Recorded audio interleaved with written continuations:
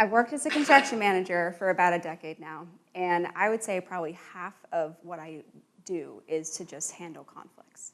There is a ton of conflict in construction, and that's mostly just because of the way our projects are structured.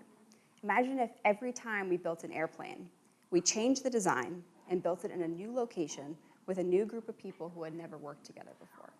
So on every project, we're solving hundreds of problems with high financial risk and on a tight timeline. And then you add to that just the number of different personalities that we have at the table. To build a building, you need people who understand finance, logistics, carpentry, design, environmental sustainability, surveying, and the list goes on and on. The construction industry is the only industry where intellectual labor and manual labor actually sit at the table together and solve problems on the fly. And we don't have the option to avoid problems because everything that we work on has to get physically built. Do you know what happens when a construction problem doesn't get resolved? That happens. So conflict has a negative connotation, right? But it's worth asking the question, is conflict inherently bad? I want to make the argument here that conflict is actually a good sign, that we are considering a problem from multiple perspectives. Disagreement is actually where creativity happens. Consider we're designing a house. We have to factor in aesthetics, function, performance, and cost.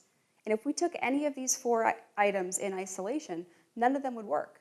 If we only focus on aesthetics, we could end up with a house that's beautiful, but doesn't meet the homeowner's needs or they can't afford to build it.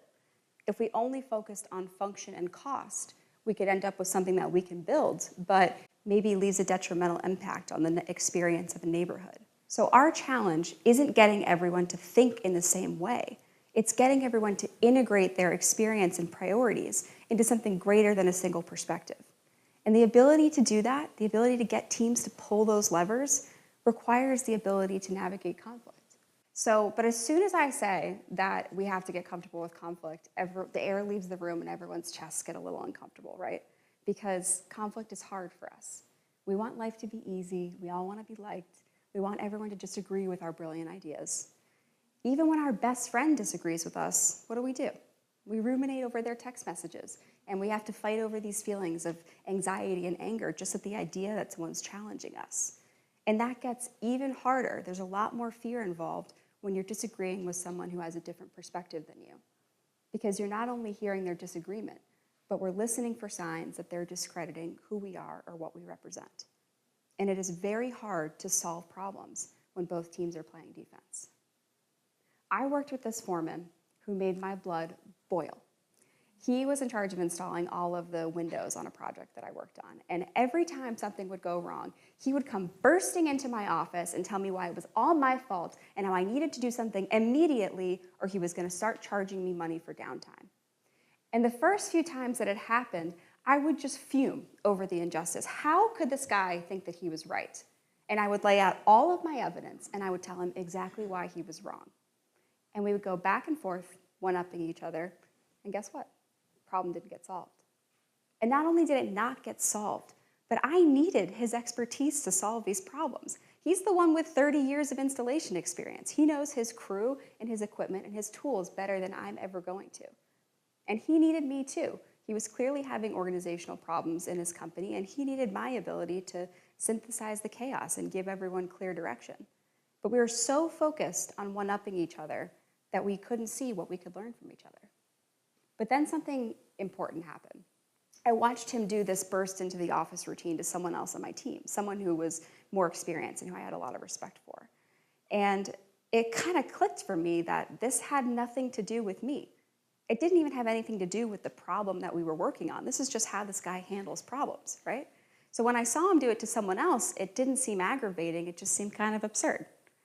So I realized that I can't control how this guy handles his own stress, but I can control my reaction to it.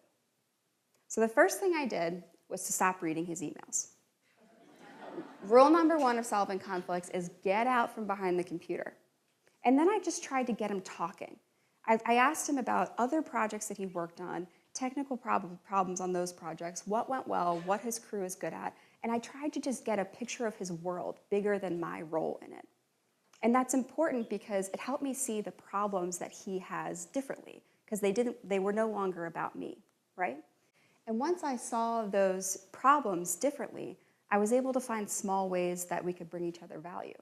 When he had a question for the architect, I didn't sleep or eat or breathe until I had an answer for him. And if he needed me to do research, that's what I'm good at. Send me towards the books.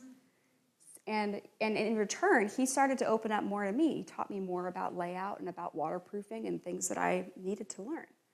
So because we didn't focus only on, we built a relationship larger than just the problems that we were having with each other. When it actually came to the moment where we needed to have a disagreement, there was more of a foundation, right, to keep that boat steady as you go through the disagreement. Then the last thing I had to do was avoid the temptation to be right. This is hard, especially if you're someone like me who relies on book smarts. I love being right, and I love the certainty of an exact answer. But what we don't get in school is that in business, you're never going to end up with a pristine answer. It takes knowing what motivates people, what frustrations they have, what they're going to avoid, what resources they have to offer, and who they're accountable to. So the solutions that we come up with are never one-sided.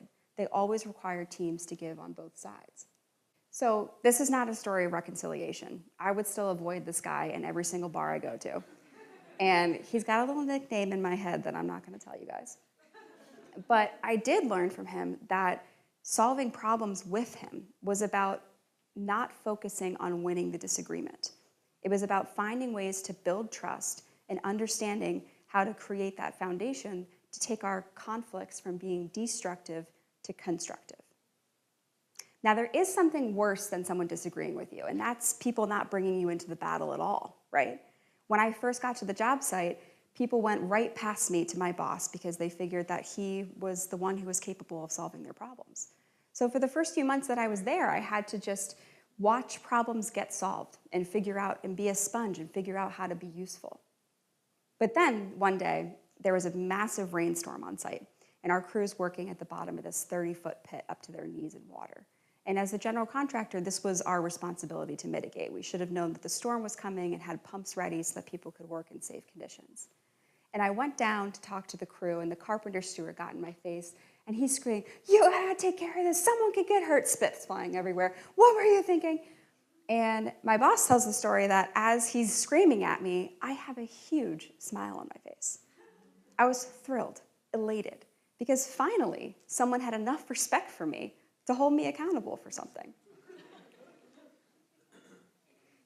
It is not a secret to anyone in this room that we are getting worse at solving problems. We're all feeling this cultural stalemate where there are certain issues that are immovable and impossible to discuss. And the only time that we get into discourse is behind social media pages where everyone's worst instincts are coming out. So I want to bring us to the construction industry because something interesting is happening here.